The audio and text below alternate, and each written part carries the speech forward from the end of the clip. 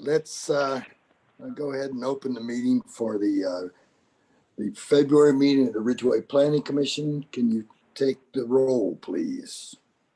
Okay. Commissioner Amundsen? Can everybody hear me? Here. Oh, okay. I hear you. All right. Commissioner Falk? Here. Commissioner Lisk? You're muted too, Bill. Is Bill here? Say again. Oh, Bill, yes, you're still muted. Still muted. There you go. How's that? That's good. Perfect. He said Okay, here. and Yeah.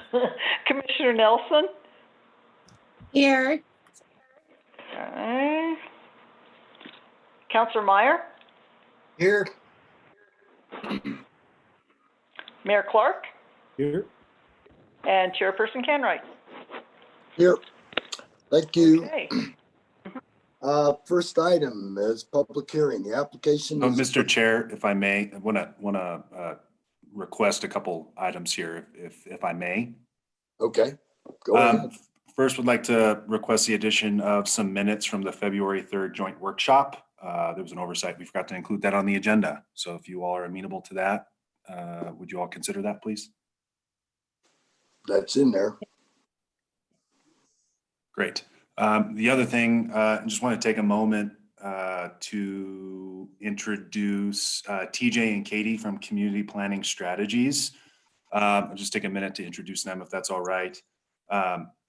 Community Planning Strategies, acronym CPS, they're the land use planning firm that came out on top of our competitive RFP process as we were seeking a planning consultant to provide planning and development services for the town while we search for someone to fill Shay's really, really big shoes, from the planner role.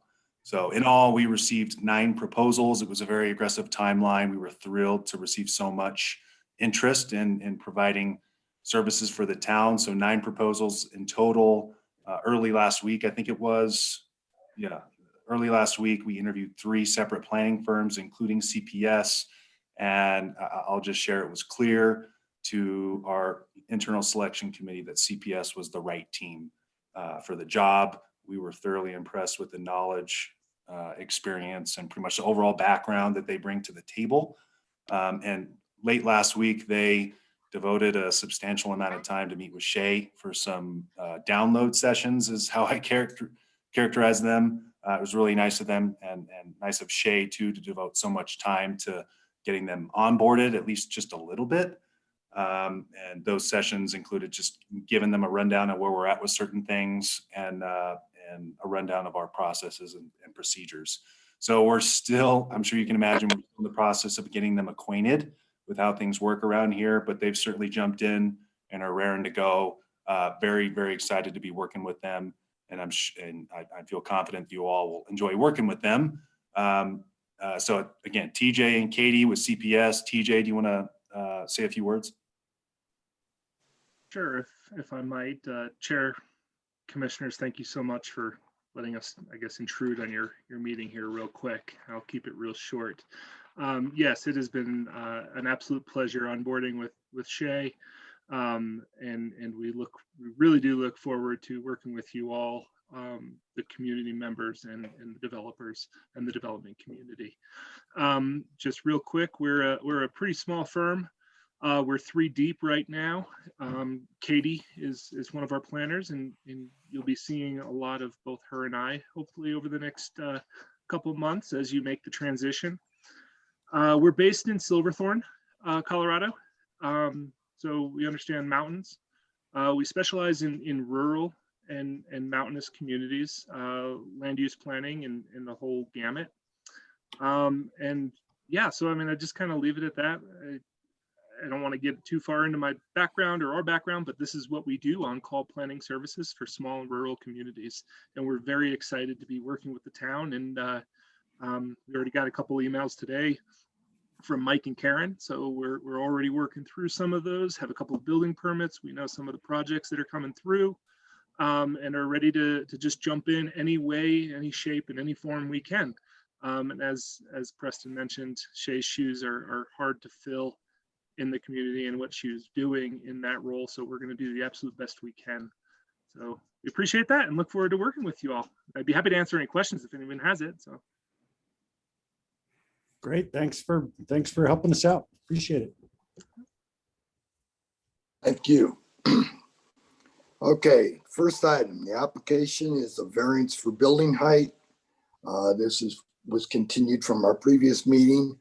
Location is block 13, south 15 feet of west 50 foot of lot 18, and the west 50 feet of lots 19 and 20.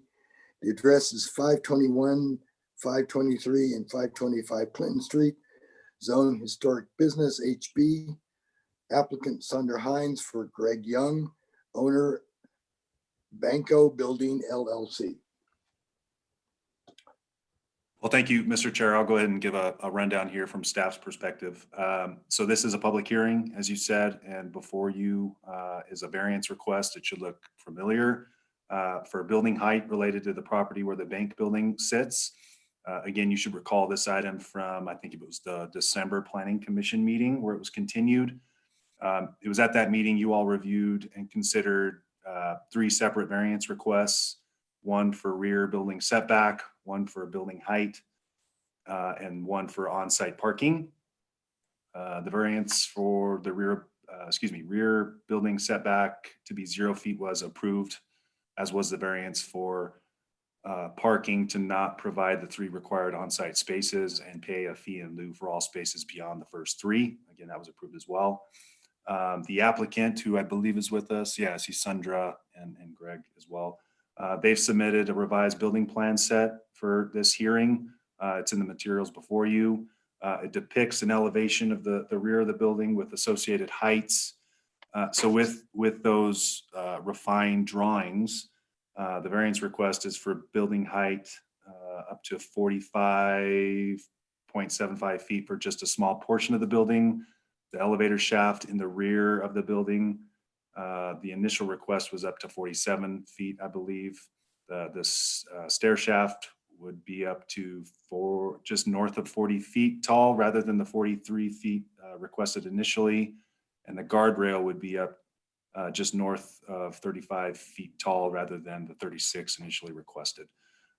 So as you all know, the variance request needs to be considered carefully against the criteria in the town code.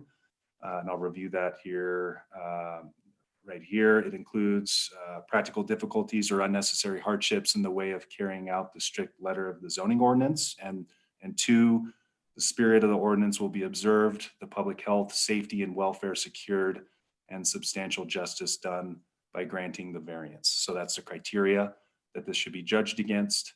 The applicant did submit a letter, which is included, I believe is included in the materials before you. It addresses the criteria I just cited.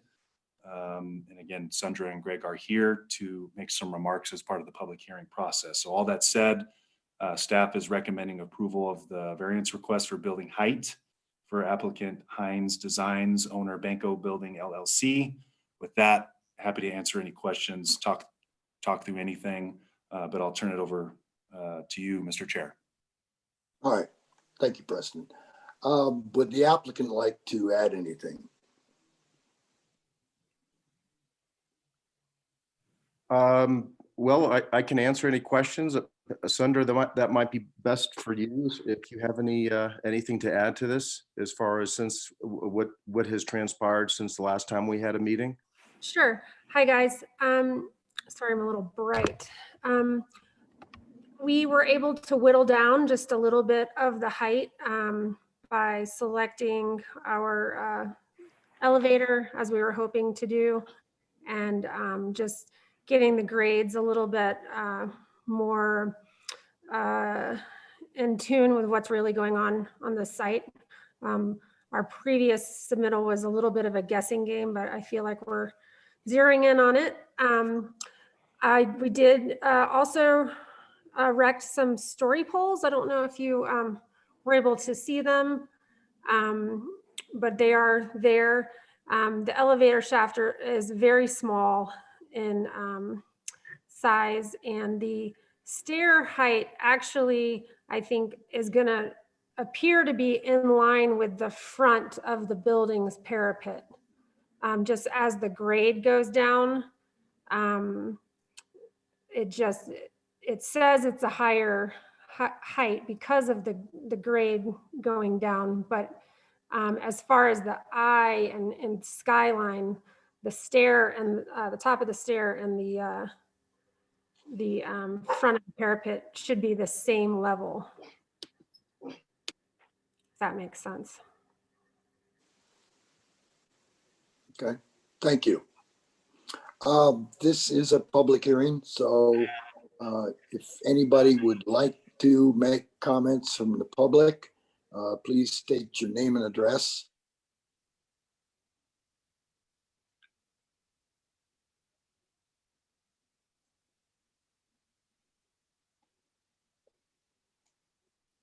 Okay.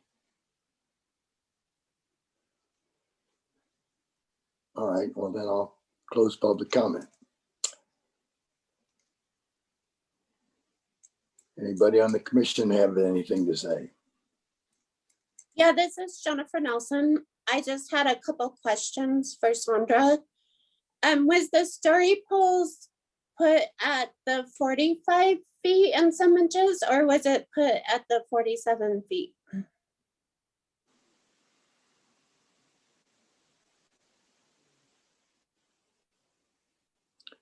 Sunday, you're muted. Sorry. Okay. The highest story pole, the little part that's just the elevator shaft, was put at 45 3/4. So just over 45 feet. Okay. And then I had a second question. I just wanted to speak to the safety and welfare part of it.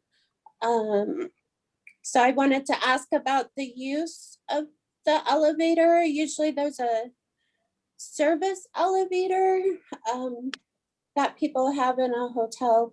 So I was just wondering about like laundry service and food and drink and housekeeping, all of that going into the elevator and the access. Are they able to access it from the alley or the entrance to the elevator? Is that safe? And is the space in the elevator big enough for all the carts and stuff like that?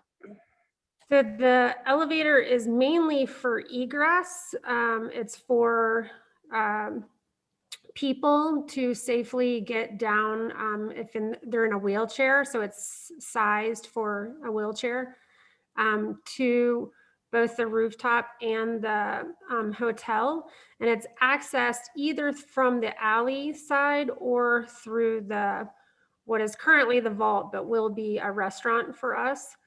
And so there's plenty of turnaround space for ADA. It will be used for some services, but we're also planning to put a small dumbwaiter, which won't break any building heights. Just a very small dumbwaiter within the structure to do smaller services up and down. And then the stair system is really a main egress, fire requirement. Thank you. Thomas. Good evening, everyone. Hi, Sandra. Thank you for all your work here. I just want to make sure I heard what you said. So did you say that the guardrail is the same height as the front parapet? Is that right? I was just saying that the new story pole that we've erected, that is the top of the stair, you'll see it's like a really long, that's where the top of the stair would be. And then it kind of has the short little up for the elevator. Right. So just from the viewers from the street, I kind of went around and took pictures all the way around.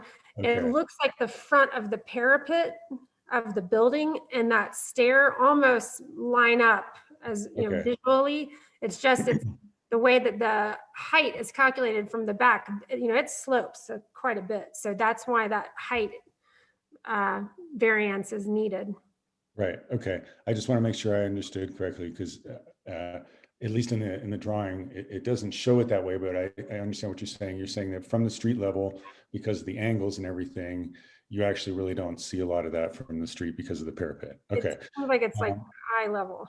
Right. And then, thank you. Just a second question, just follow up on the previous question. So I know you probably don't have a lot of these elevations developed yet, but are you saying that I believe that the stairwell is going to have an exit out to the alley, correct? An exterior exit at the back? Yeah. Okay. And right. And that's all I need to know. Thank you very much. Thank you. Anybody else?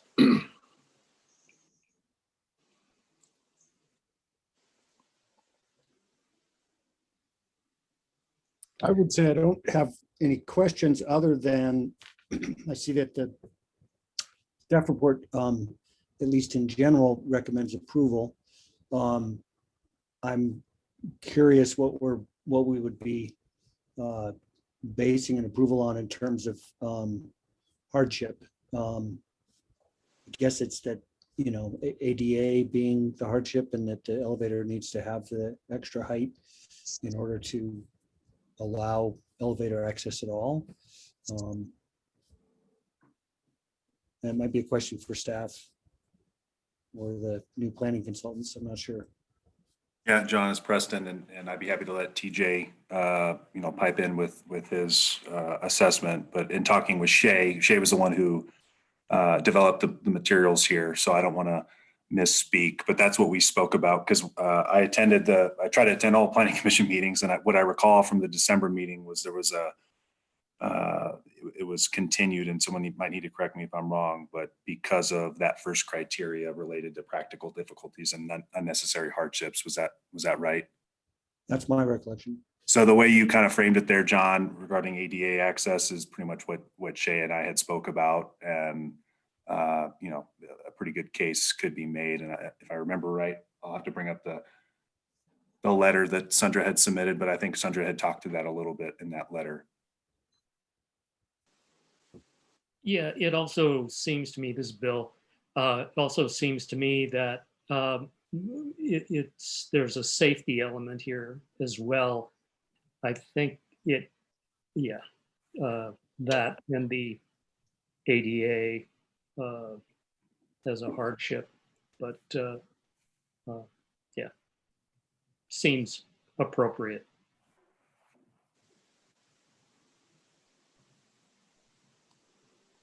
Well, I was going to just throw out there, and it's not that I am leaning this way or anything, but I think part of the question is as much as we want to encourage this project and we think it's great, do we want to, if we allow the rooftop restaurant or service area up there, then obviously that elevates the elevator shaft to this point where they have to do that. And I think part of the discussion before was, well, is that a hardship? They don't have to have that rooftop bar. And if they don't, then I think the elevator shaft could drop down to a different level. But of course, we all realize that that's going to be such a primo place that it would be really hard to discourage that too, I think, if I understand correctly. Does that seem reasonable recollection?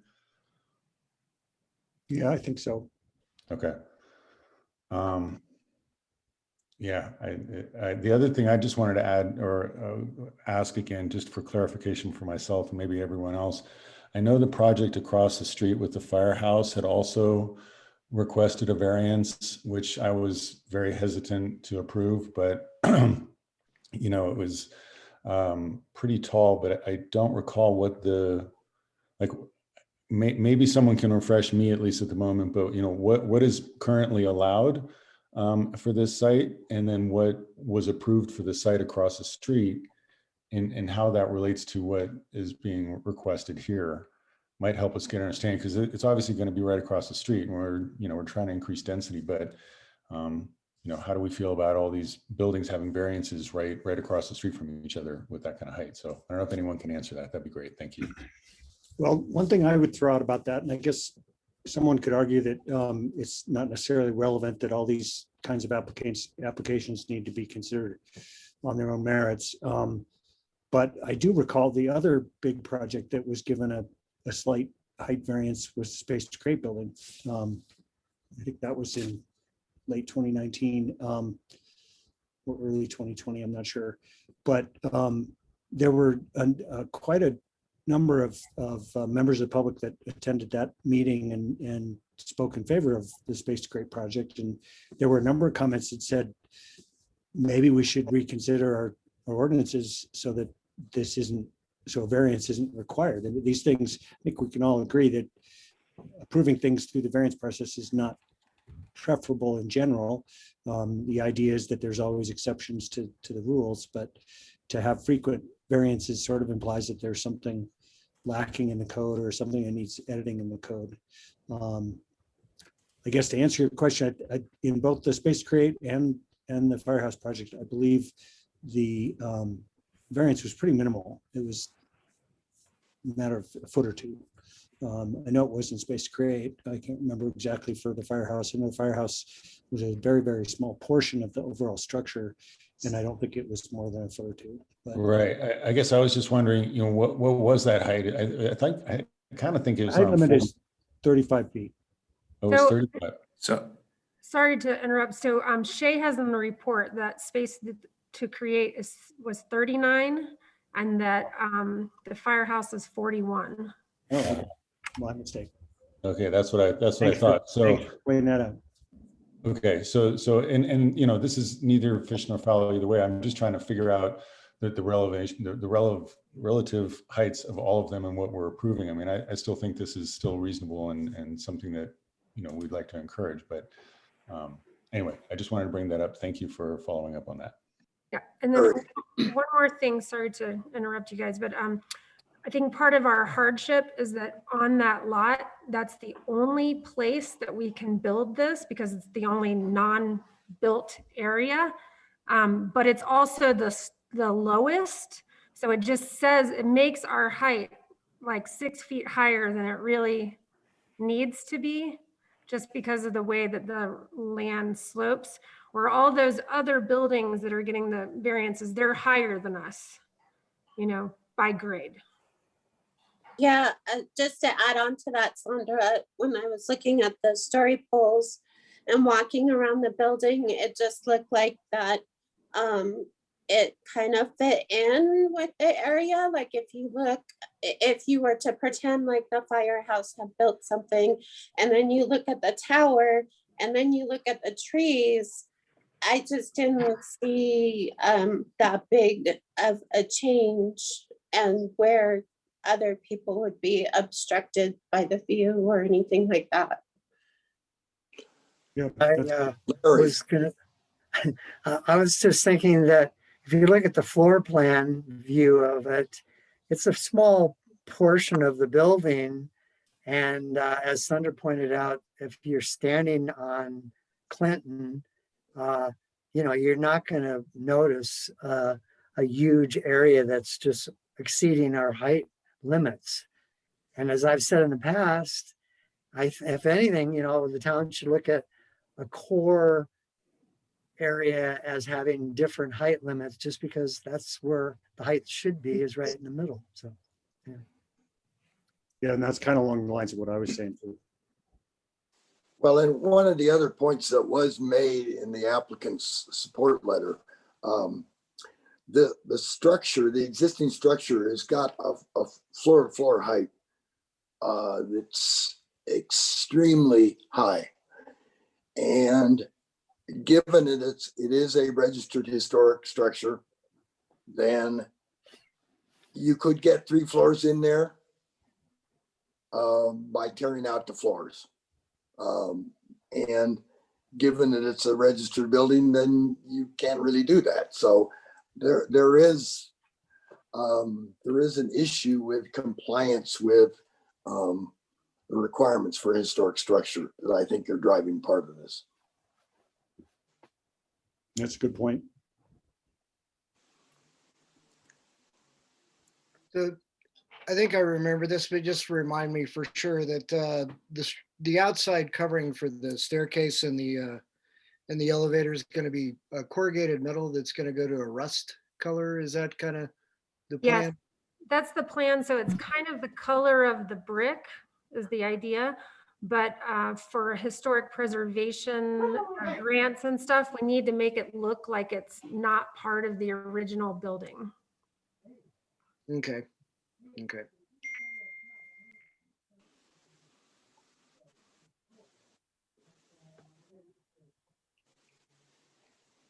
Yeah, I've gone around and looked at these storied poles as well.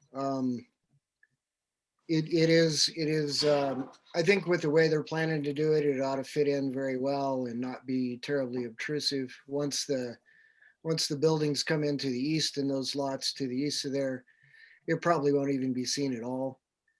And I guess the other thing that I'm hearing, and I kind of tend to agree with, is we probably need to go back and look at actually what our ordinances are and potentially for a core of downtown, revise those.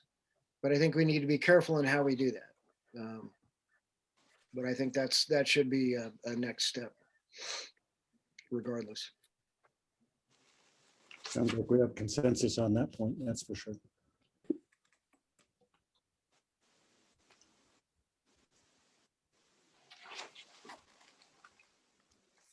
Well, should I Anybody? go ahead? Oh. Go ahead. Doug. I was just gonna make a motion. Go for it. Okay. I would like to make a motion to approve the variance for building height. Should we do the 47? I guess I should ask that question first. Are we approving up to 47 feet? Are we approving the 45? And I think you could safely say, as noted in the staff report. And actually, Go just ahead, John. to point out in Sunder's letter dated 2/16, the variance will allow up to 45.75 maximum height for the elevator and up to 40.53 for the stair. So you could reference the numbers there, or you could state them in your motion. Since you didn't finish your motion, I would just point out that you probably need to say something about how the criteria for variances are, how we see them being met. Just for the record. Even in just sure. general terms. Sure. I would like to make a motion to approve the variance based on the hardship for, is it ADA requirements, and how the building is sloped, and that it doesn't be harm, it supports, it isn't, sorry,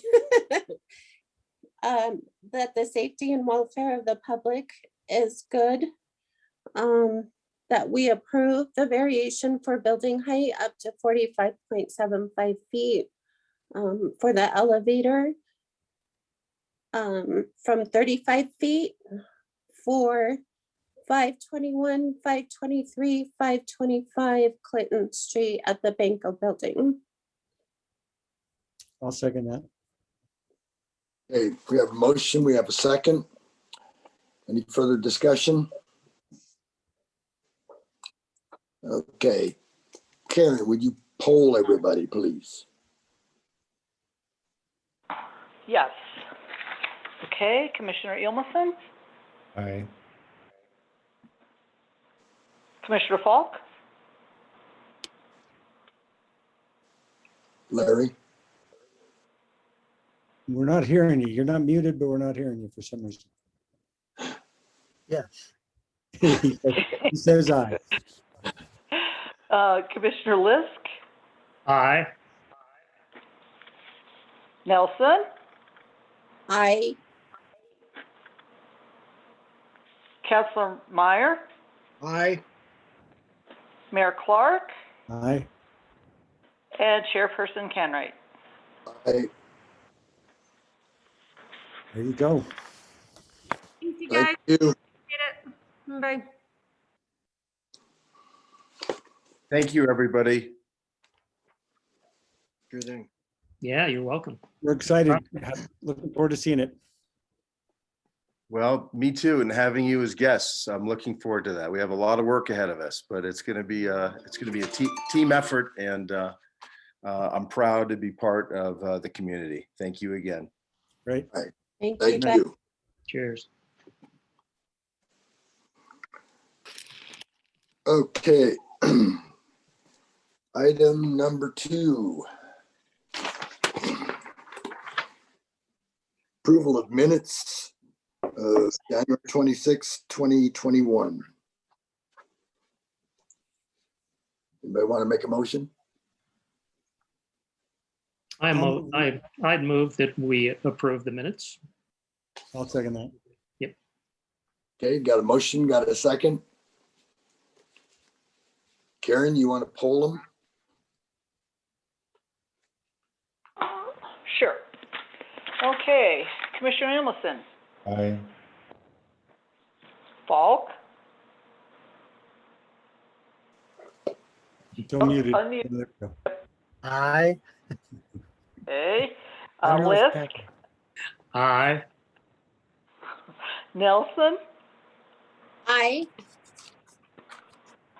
Counselor Meyer, Aye. Mayor Clark, Aye. and Chairperson Canright. Aye. All right. Okay, next item is the minutes of the joint workshop with the Ridgway Planning Commission, Uray County Planning Commission, and the City of Uray Planning Commission, February 3rd, 2021. And this, I need a motion, and then the 4 people who can vote would be John, Jennifer, Russ, and I. And I need to point out that I was only in the meeting for the first half hour. So Preston, I don't know if that disqualifies me from voting on the minutes, or, I mean, there's no minutes per se, 'cause it's just a workshop, but Right. No, John, you're good to vote, given that you were present for at least a portion of the meeting. do you think it matters whether or not that the minutes actually represent that I had to leave after half an hour? We don't normally do that with not minutes. You're not worried about that? Okay. Again, it's a Yeah. workshop with no formal action, so I don't think it's a big deal. Right, but good question. So when you guys give me a motion? I'll So move to approve. I'll go ahead and make a motion to approve the minutes. I'll second it then. Okay, got a motion, got a second? Karen? All right. Okay, so Commissioner Emerson? No, he wasn't there. Abstain. Oh, Yeah, oh, right. That's right. Okay, so it'd be Commissioner Nelson, Aye. Counselor Meyer, Aye. Chairperson Canright, Aye. and Mayor Clark. Aye. Okay.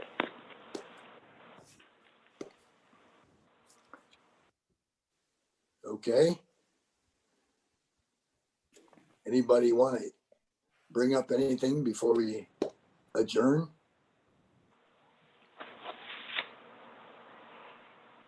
We all seem to agree that there was maybe a requirement to look at our current regulations and perhaps revise them. Is that something that we need to put on an agenda? Or is it something we task the staff? Where is that? Thanks, Russ. That's a good point. I think just having Preston and the consultants put it on the list of things to look at. We've got a long list of revisiting the landscaping requirements and stuff that was in process, but I do think that dating all the way back to 2019, there have been a number of cases where it was suggested we look at potentially increasing the height limit in the core. So, Well, I think also Sandra identified this as the reference to our one of our master plan goals was protect and preserve Ridgway's historic assets. And I think there ought to be some consideration with that because, you know, on our, like I said, on our standards now on the floor to floor height, you wouldn't do anything like this. In this case, they did. And so in order to maintain the building, I think we need to have some consideration for that kind of construction. Good point. I would just throw out that we don't have very many historic buildings left that are that high that we need to worry about. That's probably the biggest one. There may be some other features also, though, that would Other than height, yeah. impact that. Yeah, because if you're trying to follow the historic guidelines and any modification, I think we need to be flexible on that. I personally think that, speaking for myself, I can't speak for you guys, but I think all of us would certainly support anything along those lines where if we are dealing with a historic building, which sadly we only have a very few left, that we would do anything we could in our power to preserve them, you know, and not obstruct any process to restore them as they are and so forth, right? This is Preston. Russ, thanks for bringing that back up. I had made a note. So like John was saying, I'll add it to the list and we can certainly explore that down the line when the right time comes, if that's all right by you all. Yep. Sounds So, good. Yep. Cool. Well, anyone want to do karaoke before we leave or? I'm Hit trying to it, quit. Preston. Hit it. I better not. we'll just mute you anyway. Yeah. Before Preston bursts into song, I move to adjourn.